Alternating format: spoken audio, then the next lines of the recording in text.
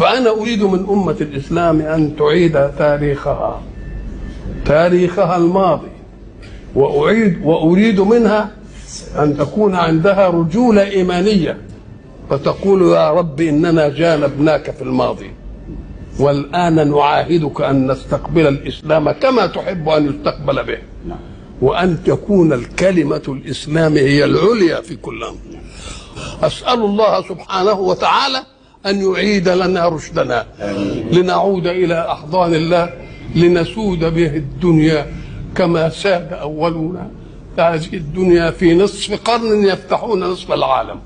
ويقفون أمام حضارتين عظميين في وقت واحد، فارس في الشرق والرومان في الغرب. الله سبحانه وتعالى يعيد لنا رشدنا، الله سبحانه وتعالى يجعلنا قادرين على أن نعلن توبتنا توبة نصوحة، وإننا إن شاء الله حين تصح عزيمتنا على هذه سينصرنا الله.